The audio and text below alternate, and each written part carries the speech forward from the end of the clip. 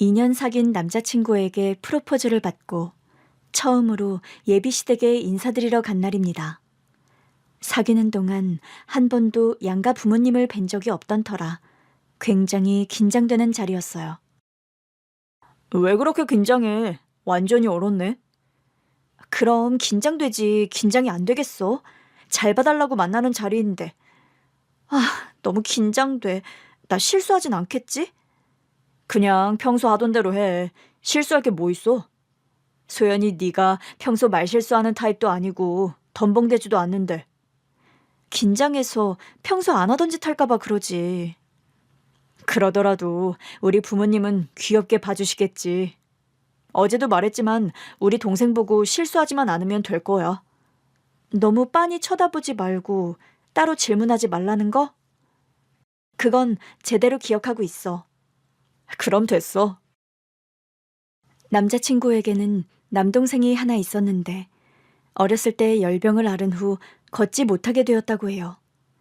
그래서 어렸을 때부터 자기를 빤히 바라보는 것도 싫어하고 자신에 관한 질문을 하는 등 호기심을 갖는 것을 극도로 꺼리니 주의해야 한다고 했죠. 그리고 부모님께서도 남동생을 과하게 보호하는 스타일이라 남동생에게만 잘하면 큰 문제 없을 거라며 안심시켰죠. 그렇게 도착한 곳은 도시 외곽에 떨어져 있는 마을로 남자친구의 집은 1층으로 된 단독주택이었습니다. 남자친구가 학창시절엔 도시에서 살다가 10여 년 전 그곳에 집을 지어 이사 갔다고 했죠. 어머, 어서 와요. 소연 씨? 안녕하세요, 어머님, 아버님. 처음 뵙겠습니다. 진소연이라고 해요. 그래요. 어서 들어와요. 먼 길 오느라 수고했어요. 예비시댁에서는 웃는 얼굴로 환대해 주셨어요. 깔끔한 집에 아들을 위해 맞춘 듯 이곳저곳 안전시설과 편의시설을 갖춘 집이 참 인상 깊었습니다. 부모님의 안내에 따라 거실에 가서 앉자 이내 방에서 남동생이 나왔어요. 안녕하세요. 진소연이라고 합니다. 예. 남동생은 다소 무뚝뚝해 보이는 인상으로 휠체어에 앉아 고개를 까딱하더라고요. 성격상 살갑게 맞아주진 않을 거라는 남자친구의 말이 있었기에 그다지 당황스럽지는 않았지요. 그렇게 거실에서 의례적인 인사와 질문이 오고 간 후 식당으로 이동했어요. 널따란 식탁에 상다리가 괜찮을까 싶게 진수성찬이 차려져 있더라고요. 석호가 소연 씨 해물찜 좋아한다고 하던데. 네, 저 해물찜 좋아해요. 해산물 킬러거든요. 어머, 그래요? 잘 됐다. 많이 먹어요. 이거 다 소연 씨 위한 거니까요. 감사합니다, 어머님. 말씀 편하게 하세요. 그럴까? 그런데 이상한 점이 있었어요. 남자친구의 남동생은 어린 나이에 결혼했거든요. 그러니까 저한테는 동서가 될 사람도 있었는데 저에게 목인사를 한 뒤 다들 식탁에 앉아 식사를 시작한 후에도 내내 주방에만 있는 겁니다. 편의상 그 사람을 동서라고 할게요. 동서는 가족이라기보다는 마치 집에서 일하는 사람처럼 보였어요. 아무리 집에 손님이 와서 바빠도 그렇지 그것도 가족 행사였는데 혼자 소외된 것 같았죠.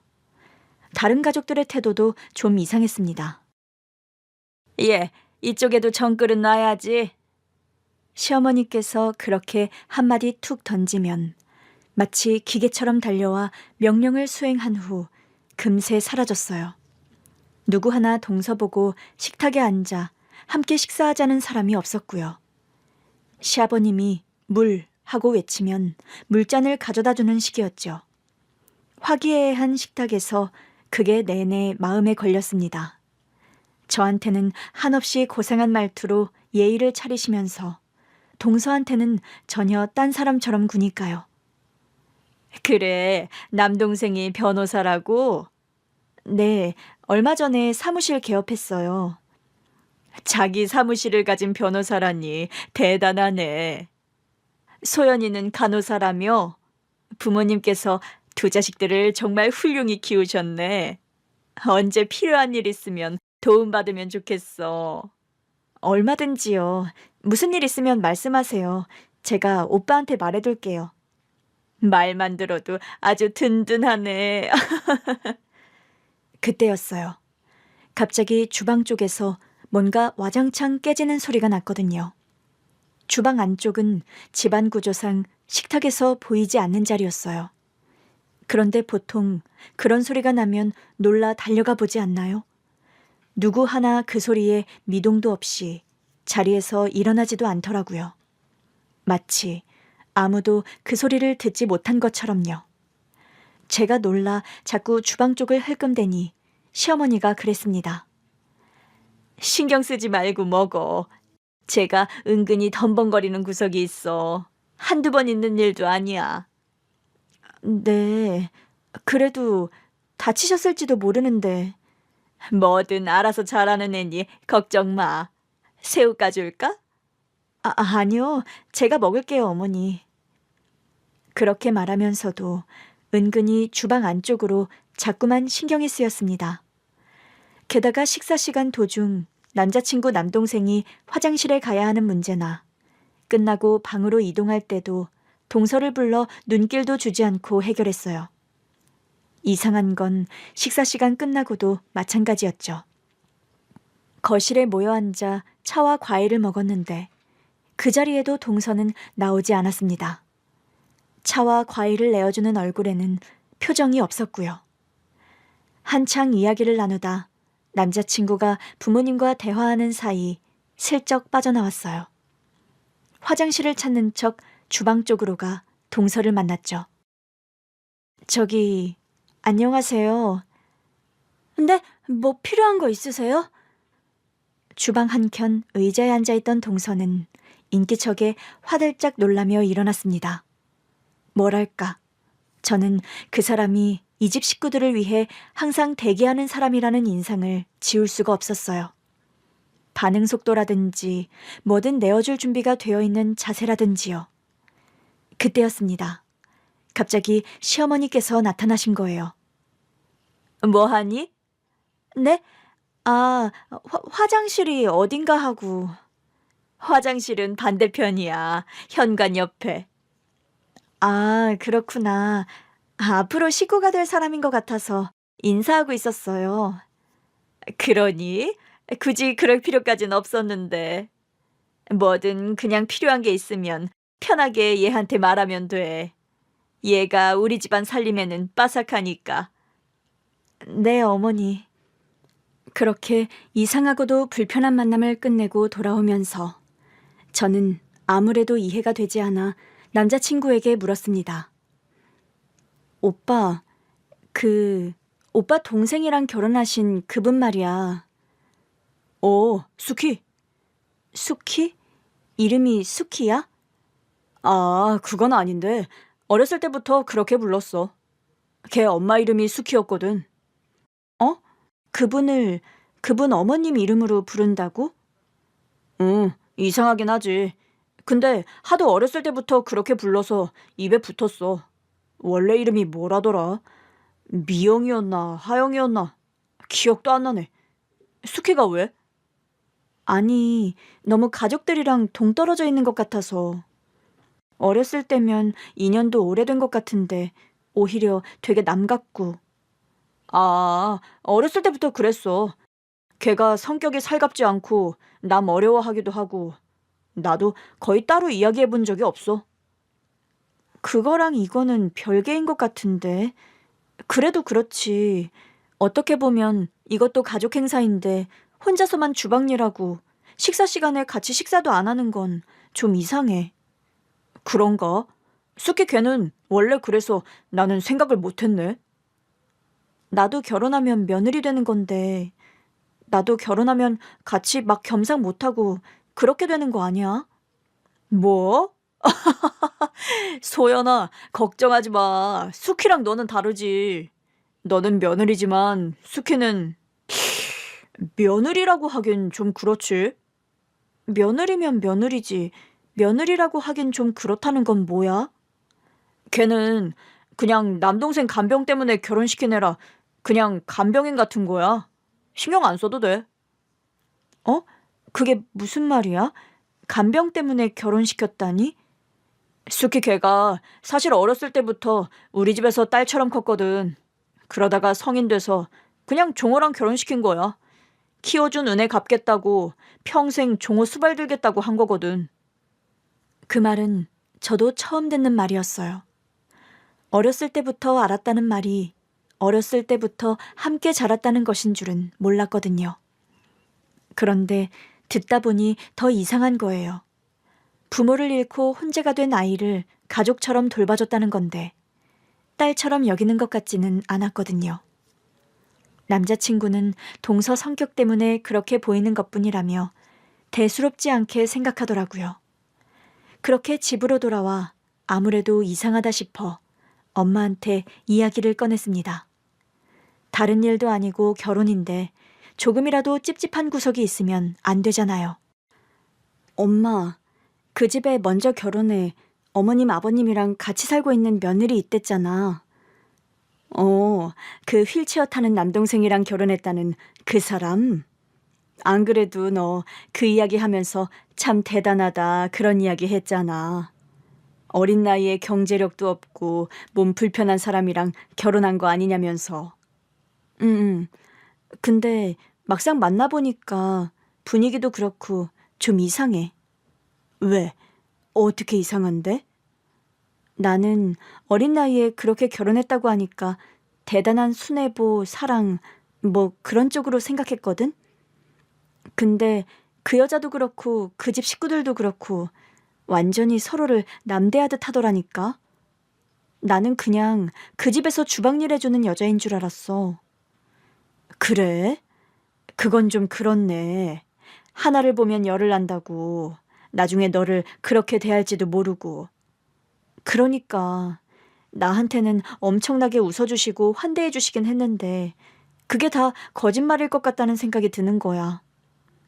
그리고 나 오빠도 좀 다시 봤잖아. 석호를? 아니, 오빠도 그게 이상하다고 생각하지 못한다는 게 좀 그랬어. 게다가 그 사람도 멀쩡한 이름이 있을 텐데 수키라고 부르더라니까. 그 여자 엄마 이름이래. 어머님께서 어렸을 때부터 그렇게 불렀다고. 자기도 그렇게 불러서 이젠 진짜 이름이 뭔지도 헷갈려하고. 수키? 되게 웃기지. 사람을 뭐 그렇게 대하냐? 그런데 제 이야기를 듣던 엄마의 낯빛이 금세 어두워졌습니다.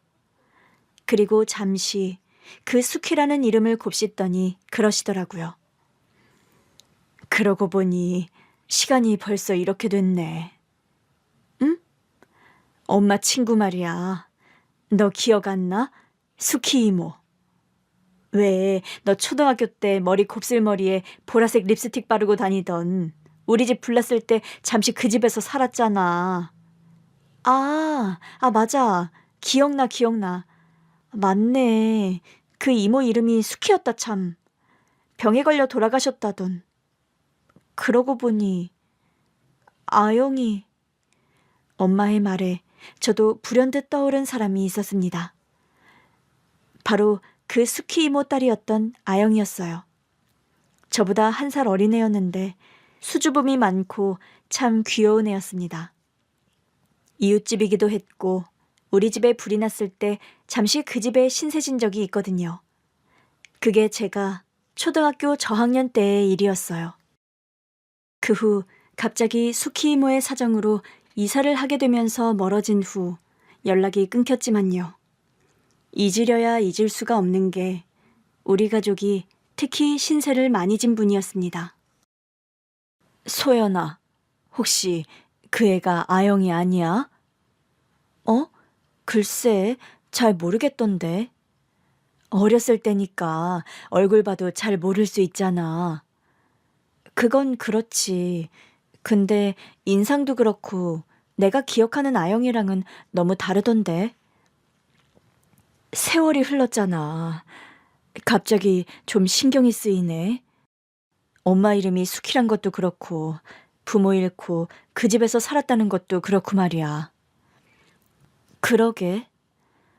그 애가 진짜 아영이면 엄마는 좀 마음이 너무 아플 것 같은데. 그건 그렇지. 저와 엄마는 잠시 할 말을 잃었습니다. 그 애가 정말 아영이라면 그렇게 살고 있으면 안 되는 거였거든요. 엄마는 아무래도 마음이 쓰였는지 그날 밤 잠을 설쳤고 이른 아침 제 방에 찾아왔더라고요. 소연아, 아무래도 좀 알아봤으면 좋겠어. 그 애가 아영이인지 아닌지. 갑자기 꿈에 수키도 보이는 게 아무래도 너무 신경이 쓰여.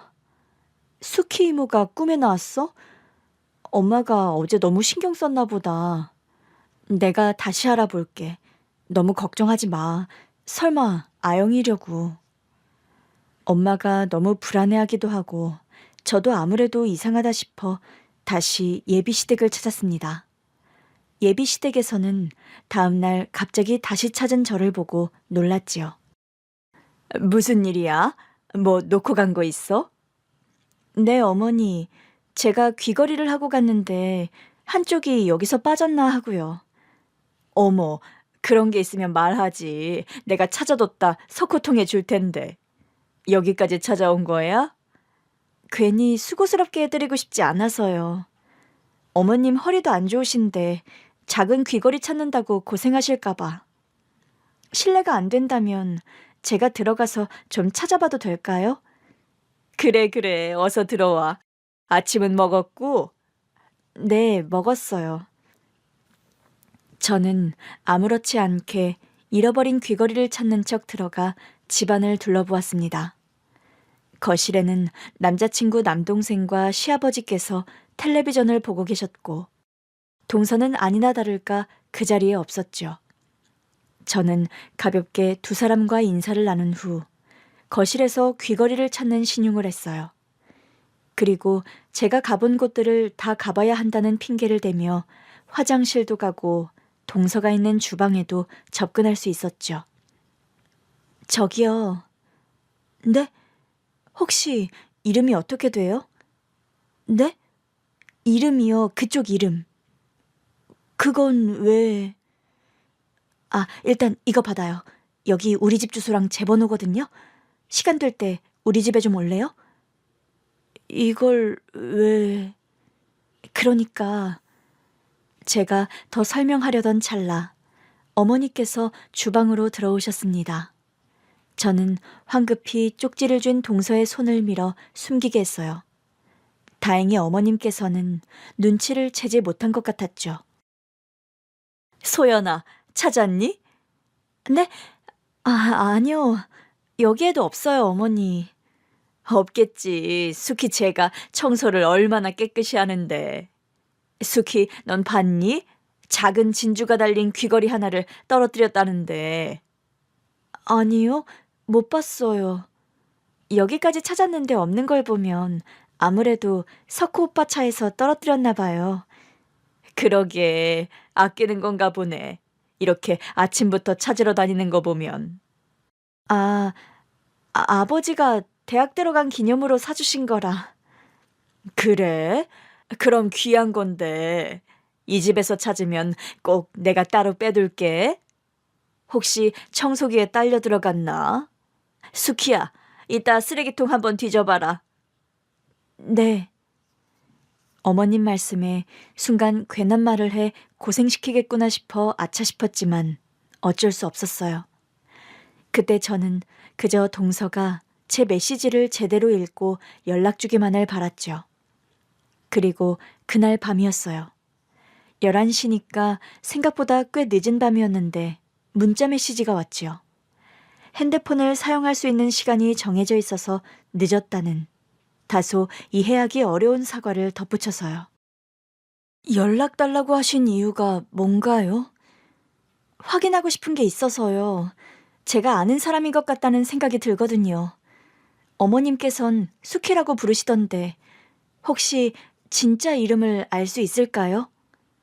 제 문자의 동서는 한참이나 답장이 없었습니다. 초조하게 문자 메시지를 기다리는데 답장이 떴어요.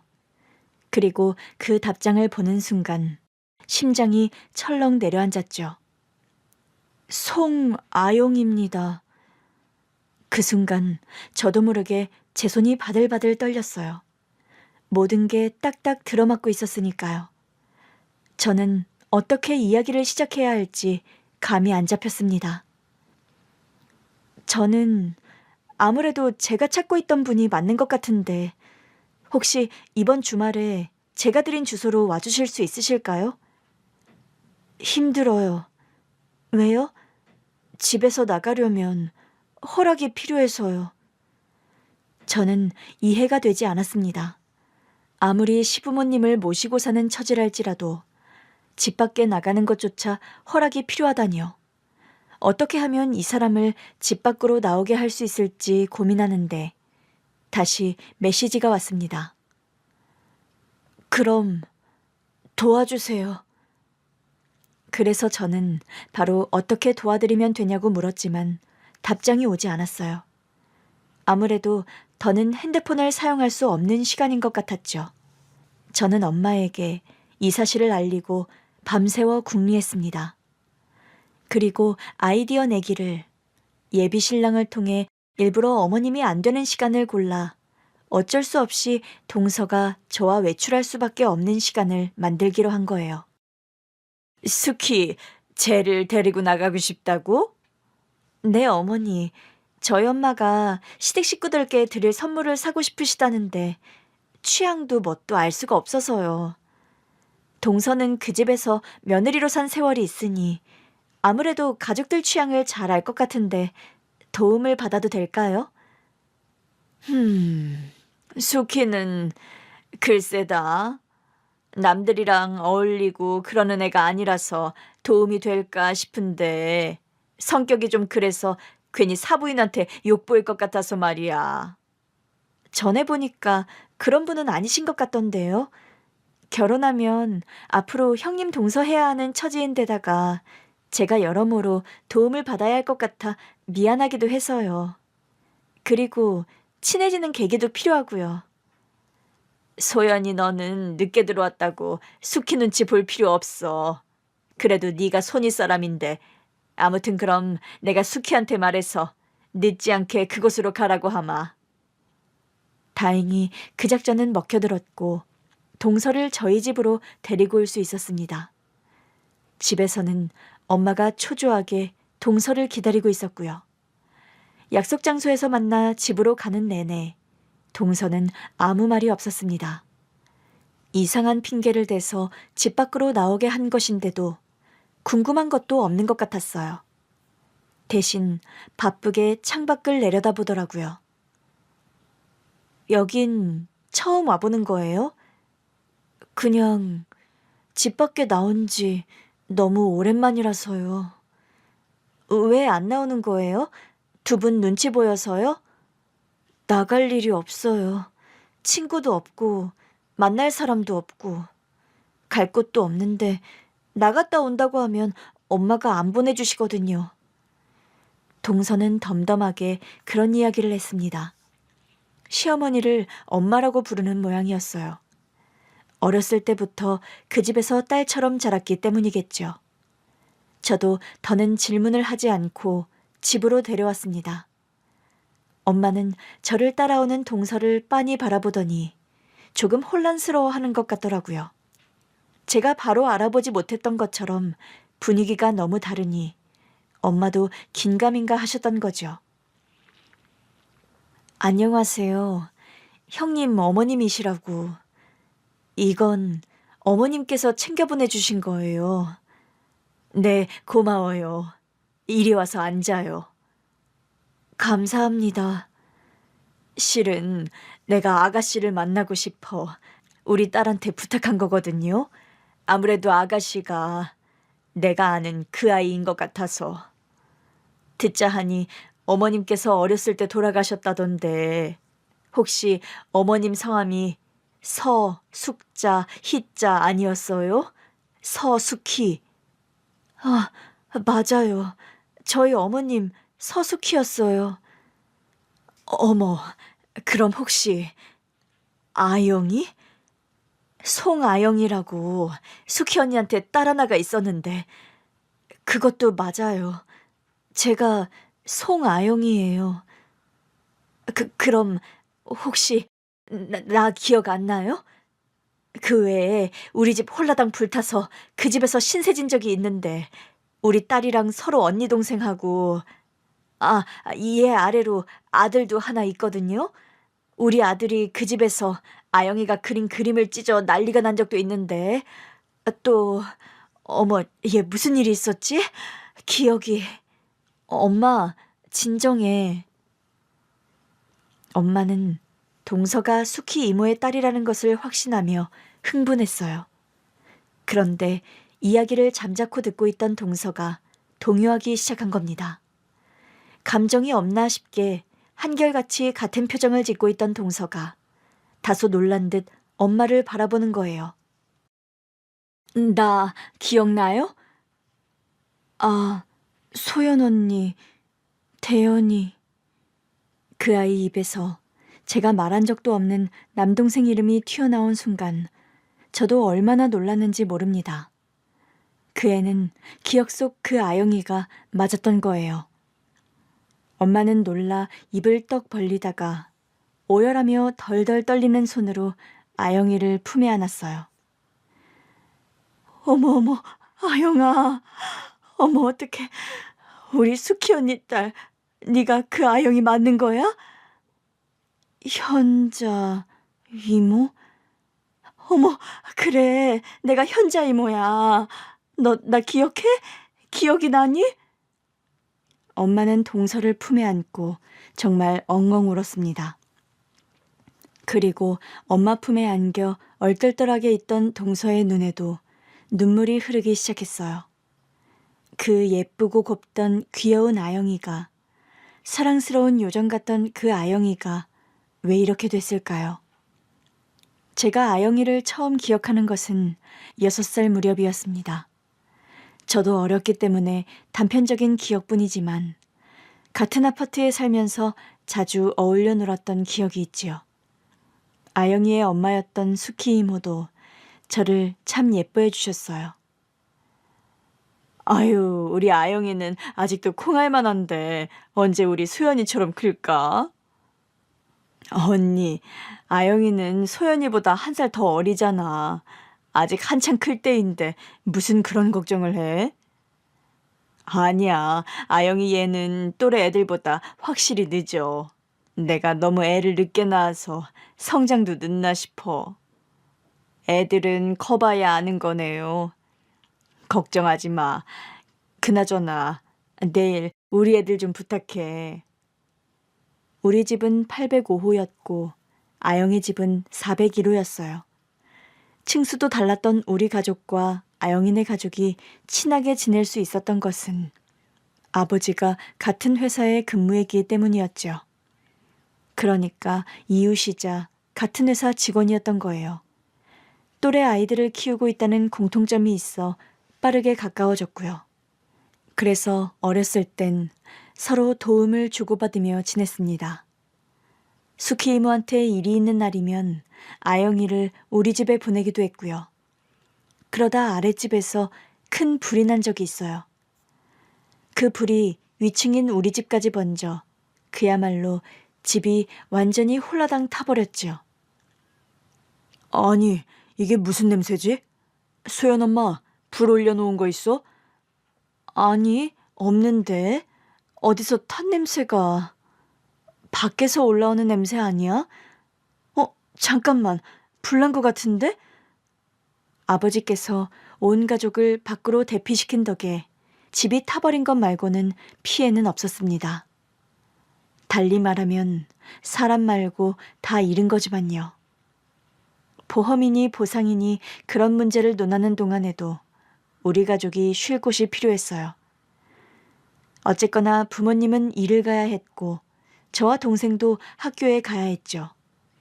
그때 흔쾌히 먼저 손을 내밀어 준 게 수키 이모였어요. 현자야, 그러지 말고 당분간 우리 집에서 같이 지내자. 아니야, 언니, 어떻게 그래. 그럼 뭐 애들 데리고 여관방이라도 갈 거야?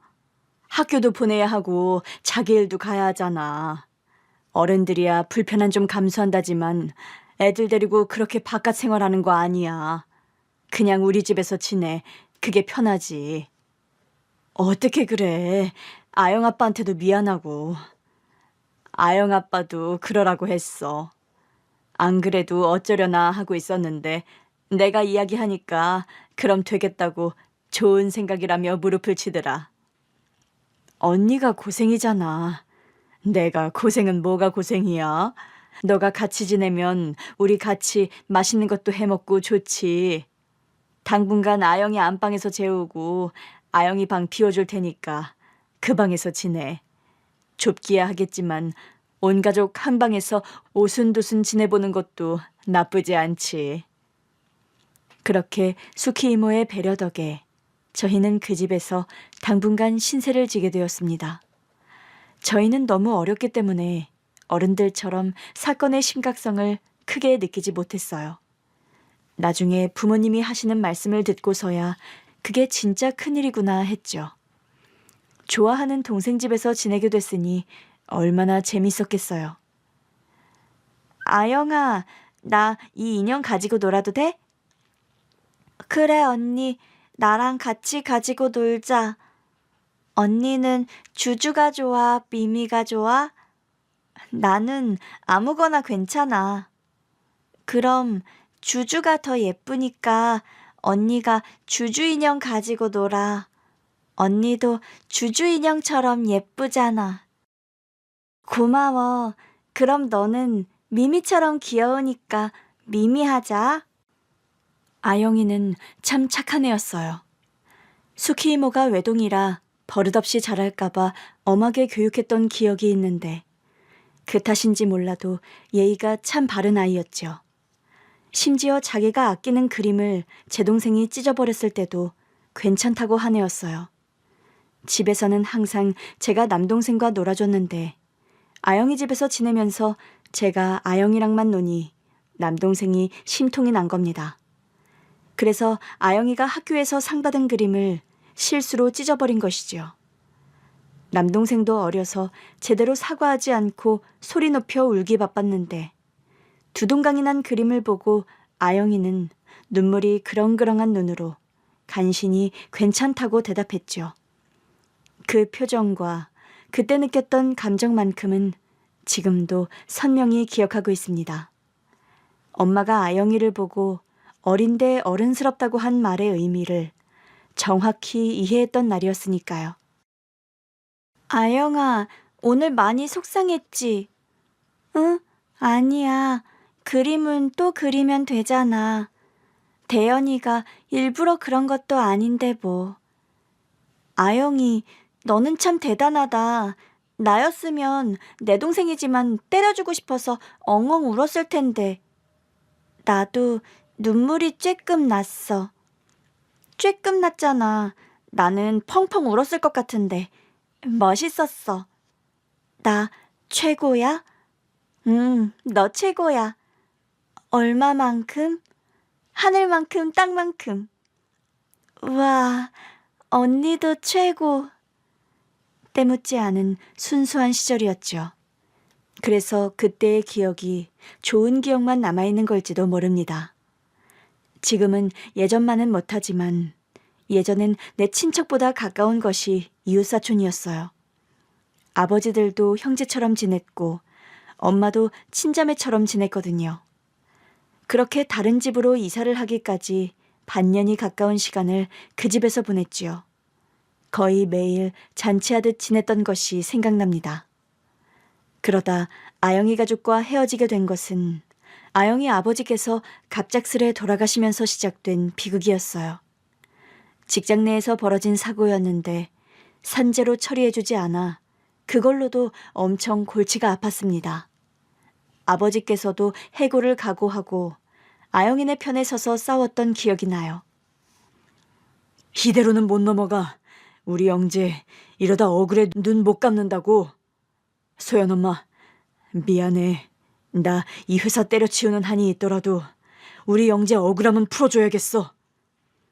소연 아빠, 나나 애들은 걱정하지 마. 당신이 그 회사 때려친다고 해도 우리 안 죽어. 당신이 백수가 돼도 내가 당신이랑 우리 애들 먹여 살릴 테니까 걱정하지 마. 엄마는 전적으로 아버지와 아영이 그리고 수키 이모의 편이 되어주었습니다. 수키 이모는 아저씨가 그렇게 하루아침에 유명을 달리하면서 많이 힘들어하셨어요. 오히려 어린 아영이는 의젓해 보였고 엄마는 매일같이 수키 이모 집에 찾아가 끼니를 챙겨주셨죠. 언니, 이러다 죽어. 아영이 두고 아영 아빠 따라가려고 그래? 현자야, 나 좀 그냥 가만히 내버려둬. 아무것도 하고 싶지가 않아. 먹고 싶지도 않고 숨도 쉬고 싶지가 않아. 바보 같은 소리 좀 그만해. 아영이는 어쩌고. 엄마가 그런 나약한 소리 하면 되겠어? 현자야, 혹시 내가 잘못되더라도. 언니, 그런 소리 하는 거 아니야. 애 듣는 데서 못하는 말이 없어. 미안해. 근데 나 정말 숨이 턱턱 막히는 것 같아. 못 살겠어. 너무 괴로워. 우리 아영 아빠 불쌍해서 어떡해. 우리 아영 아빠 눈도 못 감고 갔어. 그러니까 더 힘을 내서 살아야지. 아영 아빠 억울하게 눈 감고 저 세상에서 이 꼴 보면 얼마나 속이 터지겠어. 자기도 어쩔 수 없는 일이었는데 남은 언니랑 아영이마저 잘못되면 아영 아빠 더 억울해 미치고 팔딱 뛸 노릇이지. 수키 언니, 정신 똑바로 차리자. 언니가 정신 똑바로 차려야 언니도 살고 아영이도 살아. 살자, 응? 살아보자. 내가 도와줄게. 엄마가 수키 이모를 위로하는 동안 저는 아영이 방에서 아영이와 함께 있었어요. 아영이는 울지도 않고 좋아하던 인형을 안고 앉아 있었죠. 저도 그때 어렸지만 말하지 않아도 위로하는 법을 알게 되었어요. 아영이의 머리를 가만히 쓰다듬어 주거나 안아주는 것으로요. 다행히 저희 아버지를 비롯해 아영이 아버지 편에서 싸워주신 분들 덕분에 아영이 아버지는 산재 처리가 되었고 적절한 보상을 받을 수 있게 되었습니다. 이미 아저씨는 세상에 없으니 적절한 보상이라는 말은 어울리지 않지만요. 하지만 비극은 끝난 것이 아니었습니다. 수키 이모 건강이 크게 나빠져서 아영이 외할머니가 있는 곳으로 가게 된 거예요. 언니, 꼭 그렇게 가야겠어? 내 옆에 있어. 나랑 같이 있자, 언니. 응? 현자야, 그동안 고마웠어. 소연 아빠한테도 고맙다고 꼭 전해줘. 내가 직접 감사 인사할 수가 없어. 너무 미안한데 소연 아빠 덕분에 우리 아영 아빠 눈 감고 편히 갔을 거야. 이 은혜는 두고두고 기억할게. 우리 사이의 은혜는 무슨 얼어 죽을 놈의 은혜야. 언니, 그러지 마. 나랑 같이 있자. 언니 보내고 싶지가 않아. 이렇게 헤어지면 영영 헤어지는 것 같아 그래. 놀러 올게. 너도 놀러 오고 그러면 되잖아. 잘 살아, 현자야. 그게 수키 이모를 본 마지막 기억이었습니다. 초등학교 4학년 때의 일이었고 자라면서 엄마가 여러 번 곱씹어주지 않았더라면 까맣게 잊어버렸을 만큼 먼 일이었죠. 그로부터 한 1년간은 전화와 편지로 연락했던 것으로 기억합니다.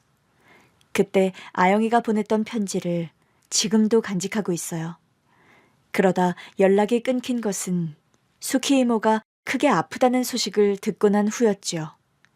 이모가 아프단 소식에 엄마가 수키 이모의 친정인 강원도까지 갔었어요. 그곳에서 3일 있다 돌아오셨는데 표정이 아주 좋지 않았죠. 여보, 수키 언니 아무래도 가망이 없어 보여. 어? 그게 대체 무슨 말이야? 형수가 왜? 암이래나 봐. 어휴, 대체 이게 무슨 일이야? 아영이 그 어린 것은 불쌍해 어떡하냐고. 뭐? 아니 세상에 무슨 그런 말도 안 되는 일이 있어. 내가 진짜 속상해서 어쩜 이러냐고. 아영 아빠 그렇게 된 지 얼마나 됐다고. 언니까지. 우리 아영이 불쌍해서 어떡해. 그 뒤로 엄마는 매일같이 강원도의 수키 이모 집에 연락해 안부를 챙겼어요. 거리가 멀고 우리 집도 경제활동을 해야 하다 보니 자주 갈 수 없다는 게 흠이었습니다. 저도 따라가고 싶었는데 너무 먼 길이라 엄마가 데려가 주지 않았어요. 아영이를 만나 위로해주고 싶어 편지만 보낸 거예요. 그런데 그러던 어느 날 연락이 뚝 끊겨버렸고 엄마가 일까지 쉬며 올라갔을 땐 이미 수키 이모는 저 세상 가고 없더랍니다. 어떻게 연락도 안 해주냐고 아영이 할머니를 붙들고 많이 우셨나 보더라고요. 여보, 나 아영이가 너무 마음에 걸려서 잠을 못 자겠어. 에휴, 진짜 우리가 데려오자 그럼. 당신은 괜찮겠어? 안 괜찮을 건 또 뭐야. 애가 둘이 있나 셋이 있나 숟가락 하나만 더 넣으면 되지. 형이랑 형수 생각하면 나도 도저히 그냥 두고 보기가 힘들어. 아영이 친가 쪽은 아영이 아버지가 돌아가시면서 연락이 끊겼고 아영이 외할머니는 연세가 좀 많으셨습니다. 완전히 강원도 시골에서 살고 있었던 탓에 학교 보내기도 쉽지 않았다고 해요. 그래서 부모님께서 상의 끝에 아영이를 데려다 키우려고 함께 올라갔는데 황당하게도 아영이가 없더라는 거예요. 도시에 사는 아영이 이모한테 보냈다면서요. 엄마가 알기론 수키 이모 형제로는 오빠만 있다고 했습니다. 수키 이모 오빠도 형편이 좋지 않다는 말을 수키 이모 살아계셨을 때 하셨다고요. 그러면 그 이모네가 어딘지만 알려달랬더니 무슨 상관이냐고 귀찮다는 듯이 쫓아버리셨다고 해요. 혼자 손녀 기르기가 힘들어 혹시 보육원에 보내버린 거 아니냐고 엄마가 울면서 제발 알려달라고 했는데 노인네 고집이 어찌나 센지 절대 알려주지도 않고요. 그렇게 제가 5학년이 되던 무렵 완전히 끊겨버렸다가 20여 년이 넘어서야 만난 거예요. 아영아, 너를 그렇게 보내고 얼마나 울었는지 몰라. 대체 어떻게 지낸 거야? 소연이 말로는 그 집에서 어렸을 때부터 살다 결혼했다는데 나는 네가 이모 집에 갔다고 생각하고 있었어. 이모는 이모죠. 지금 엄마가 저 낳아준 엄마의 중학교 동창이었거든요. 할머니가 친척집이라고 했었고 학교 다니려면 그 집에서 살아야 한다고 해서 어쩔 수 없이 따라갔어요. 그럼 실은 친척집이 아니라 엄마 친구 집이었던 거야? 아영이는 엄마의 물음에 천천히 고개를 끄덕였습니다. 그리고 곧 아영이의 이야기가 시작되었죠.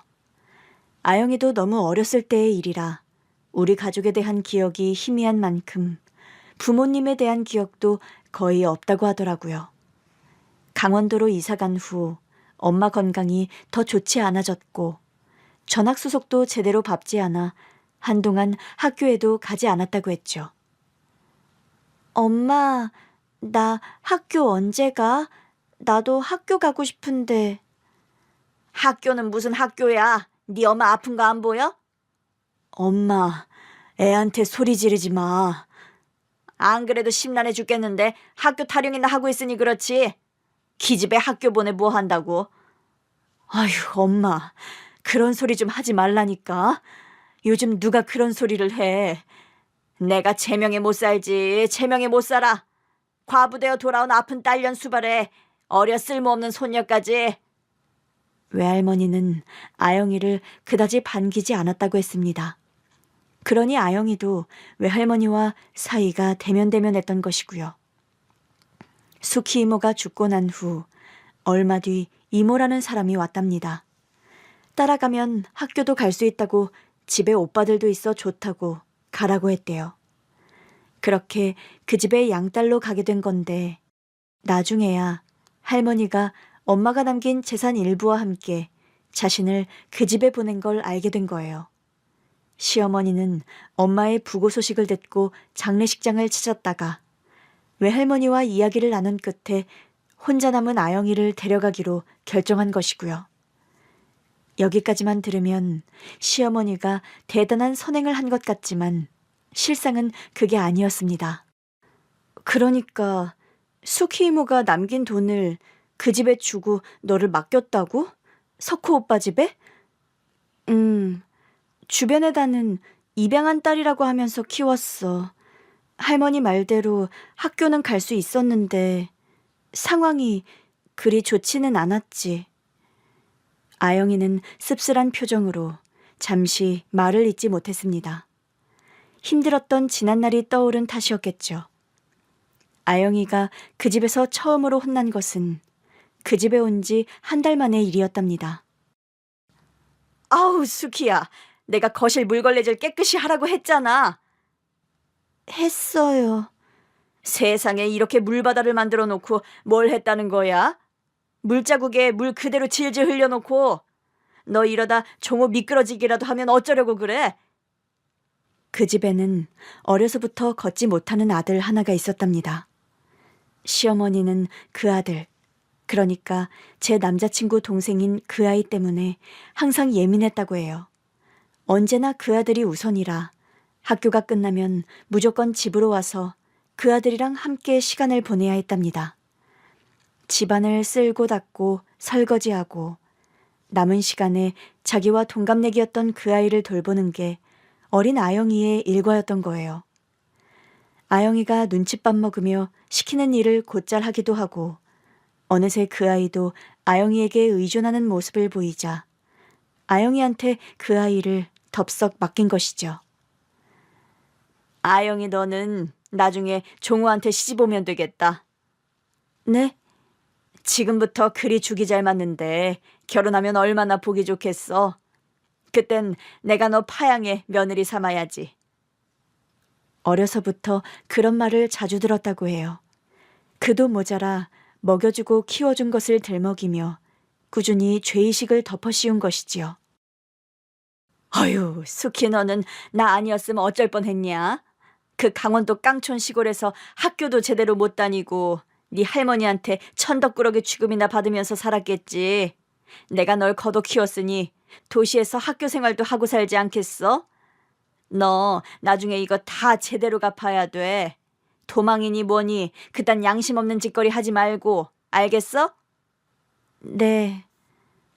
하지만 착한 아영이도 자라면서 그 상황이 너무 답답하고 화가 나기도 했답니다.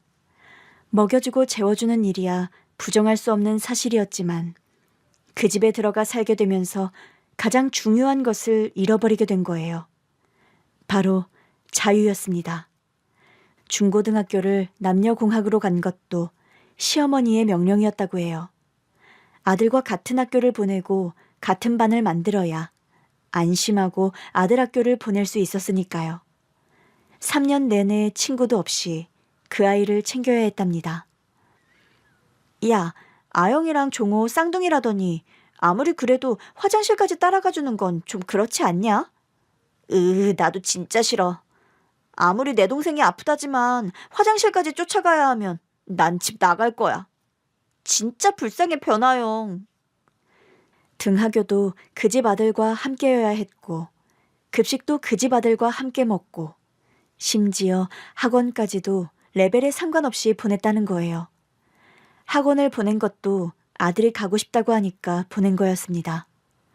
늘 붙어 있어야 하므로 수학여행이나 소풍 같은 활동도 거의 참석할 수가 없었고요.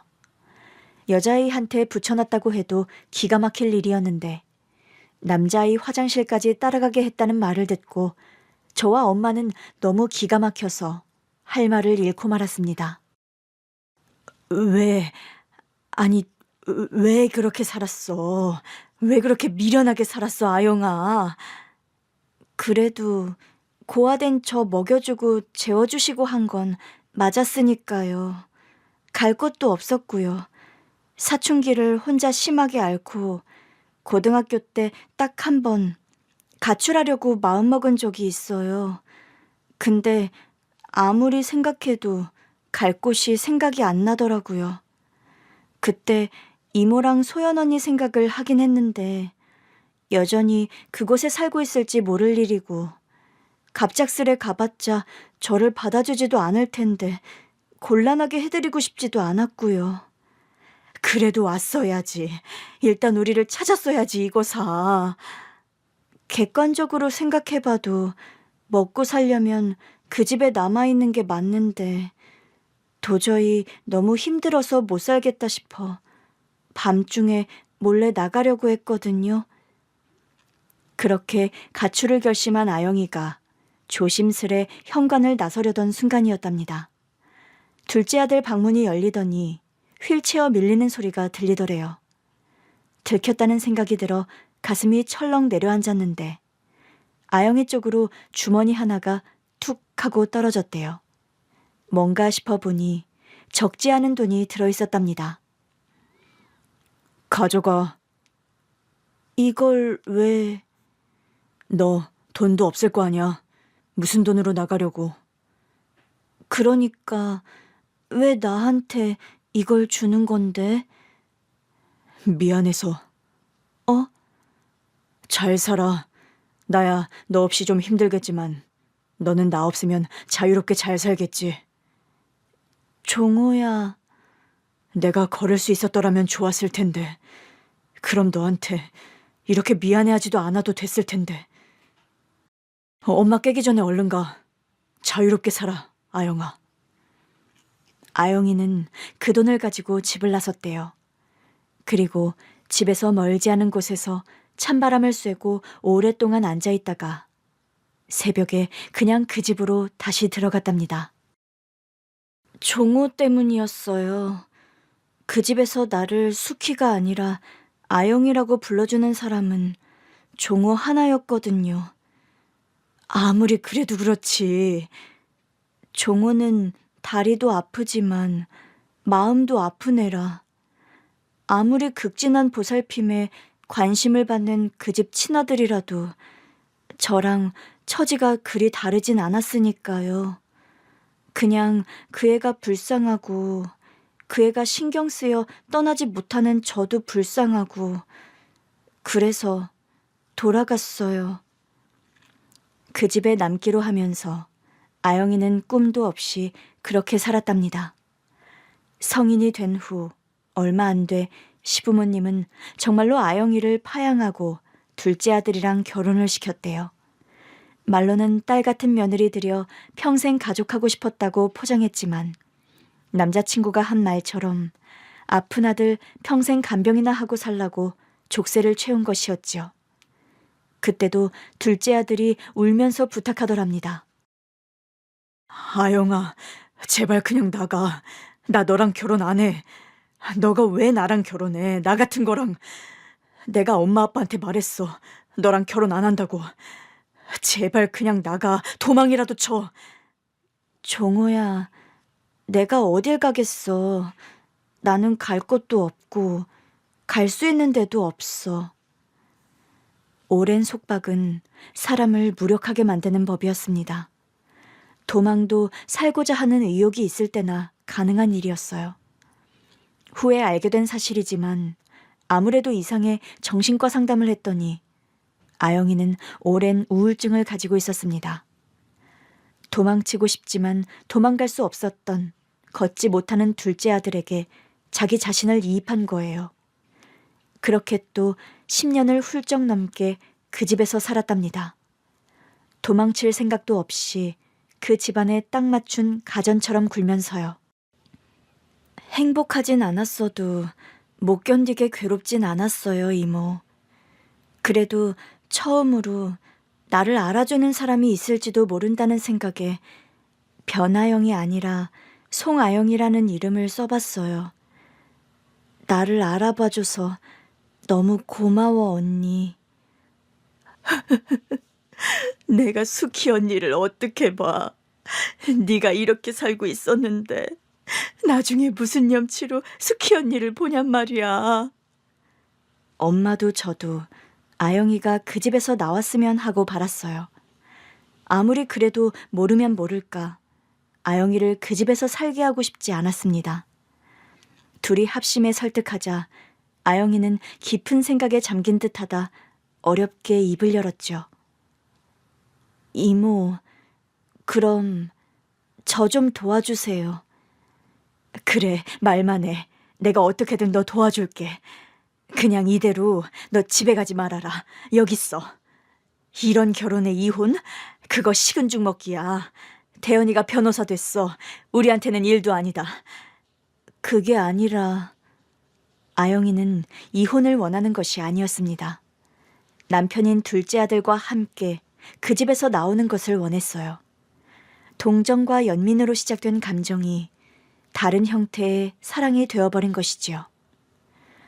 저도 그렇지만 종호도 줄곧 부모님으로부터 독립하고 싶어 했어요. 하지만 그 몸으로 어떻게 꿈이나 꾸겠어요. 그렇다고 우리 둘을 독립시켜 주실 분들도 아니고 그냥 둘이 나와서 살고 싶어요. 제가 무슨 일이든 해서 먹고 살 수 있으니까요. 정말 그러면 되겠어? 굳이 그 아이랑 같이 나와야겠어? 종호 아니었으면 저도 어떻게든 나왔을 거예요. 일단 알겠다고 한 뒤 엄마는 시댁 식구들을 위해 미리 준비해 놓은 선물을 들려보냈습니다. 물론 제 결혼은 이미 물 건너간 일이었어요. 부모님께서는 그런 집안과 사돈 맺고 싶어 하지도 않았고 저도 그런 사람들을 시부모로, 남편으로 받아들이고 싶지 않았습니다. 2년을 사귀는 동안에도 그런 사람인 줄 몰랐던 것이 억울하면서도 이제라도 알게 되어 가족이 되지 않은 것을 다행으로 여겼죠. 오랜만에 온 가족이 모여 이 문제를 논의했는데 동생 말로는 법적 다툼은 해볼만 하지만 그렇다고 그걸로 얻을 수 있는 재산상 이득이 많지는 않을 거라고 하더라고요. 당시 수키 이모가 남긴 재산을 당시 외할머니께서 얼마나 넘겼는지도 불분명하고 남은 재산도 외할머니께서 임의로 처분했을 가능성이 커서 되찾기는 힘든 상황이었습니다. 그러니 최대한 법을 이용해 그들을 설득하는 쪽으로 해보기로 한 거예요.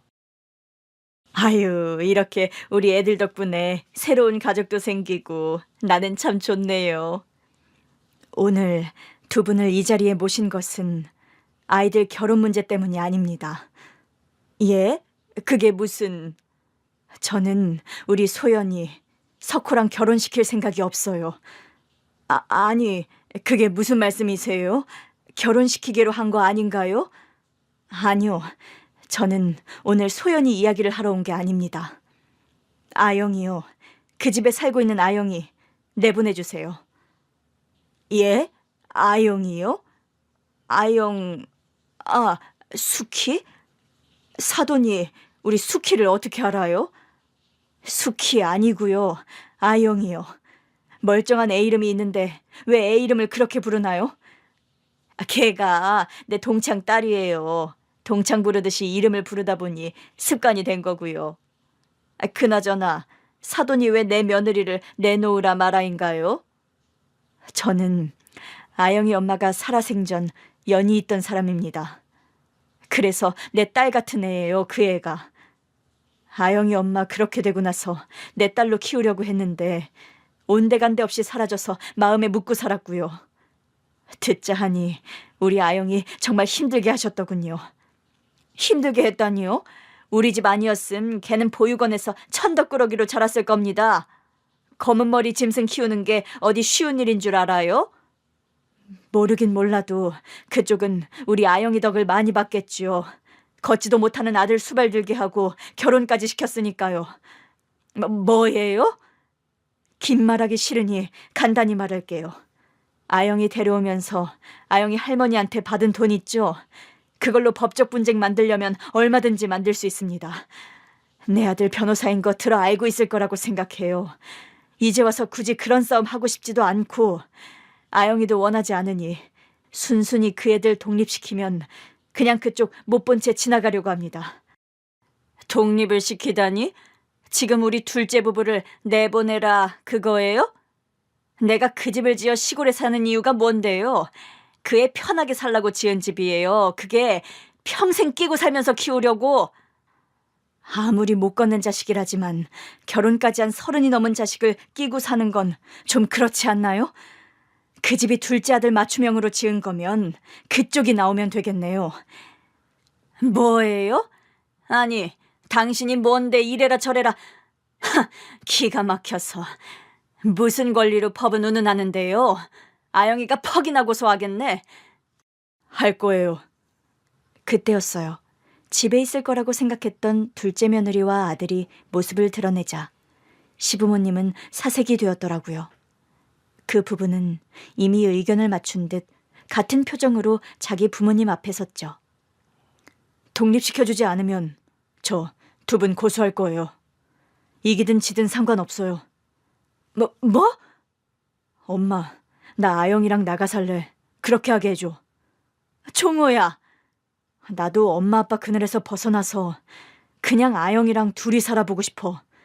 어차피 하나부터 10까지 나 챙기는 건 아영인데 엄마 아빠 없이 살아도 되는 거 아니야? 그래도 어떻게 네가 나랑 떨어져 사니? 나는 너 걷지 못한다는 거 안 순간 평생 죽을 때까지 너를 안고 가려고 했는데 나 안고 갈 사람은 엄마가 아니고 아영이야. 그리고 아영이한테 미안해서 이대로는 안 되겠어. 적어도 아영이 웃게 하려면 엄마 품에서 내가 나와야 해. 변종호! 그동안 키워주신 거 감사해요. 근데 그 은혜는 저도 충분히 갚았다고 생각해요. 그러니 더는 엄마랑 아빠한테 죄책감 느끼지 않고 후련하게 떠나고 싶어요. 그냥 허락해 주세요. 아영이는 끝까지 예의가 발랐습니다. 그렇게 힘들게 했던 두 사람에게 이성을 잃지 않고 원망을 내뱉지 않을 수 있다니. 많이 변했다고 생각했지만 그 어린 시절의 아영이 그대로였죠. 그 자리는 아수라장이 되어 그렇게 해산되었지만 얼마 후 오빠로부터 합의서를 받아냈다는 연락을 받았어요. 아들 명의로 된 집을 받고 두 사람은 독립하기로 한 것이죠. 그리고 직장이 필요하게 된 아영이를 오빠가 고용해 주었습니다. 언니, 고마워. 언니 아니었으면 내가 어떻게 그 집에서 나왔겠어요. 나를 알아봐주고 내게 관심 가져줬으니 가능했지. 다 네가 살려고 그랬던 거지. 아님 하늘에 있는 수키 이모가 나를 너에게 데려갔던지. 나 때문에 석호 오빠랑 헤어졌는데 그게 어떻게 너 때문이야. 너 덕분이지. 솔직히 그때 너한테 아무렇지 않게 수키라느니 자기 동생 수발들로 결혼시킨 거라느니 그런 소리 하는 거 듣고 정 떨어졌어. 솔직히 그렇게 힘들진 않아. 2년의 세월이니 아쉽긴 해도 내 걱정하지 말고 네 걱정이나 해. 이제 진짜 시작이잖아, 아영아. 잘 살게. 솔직히 이제 좀 숨통이 트이는 것 같아. 나는 내가 이걸 원하는지도 모르고 살았는데 막상 결심을 하고 나니까 이게 행복인가 싶어. 다행이다. 정말 다행이야, 아영아. 수키 이모가 하늘에서 보고 있다면 이제야 마음을 놓을 겁니다. 아영이가 정말 환하게 웃었거든요. 남자친구, 아니 이제 전 남자친구가 된 사람은 지금도 종종 연락이 오고 있어요. 자긴 잘못이 없는데 왜 부모님이 한 일로 파혼까지 해야 하느냐고요. 막말로 아영이는 종호를 포기하지 않았는데 어떻게 자기를 그렇게 포기할 수 있냐며 아직도 상황 파악이 안 되는 것 같았죠. 아영이 아니면 어쩔 뻔했나요? 그런 사람이랑 평생을 약속할 뻔했으니까요. 모르긴 몰라도 이 신기한 인연이 적어도 세 사람의 인생을 구한 건 맞는 것 같습니다. 언젠가 이 일도 먼 과거가 되어 추억할 수 있는 날이 오겠지요.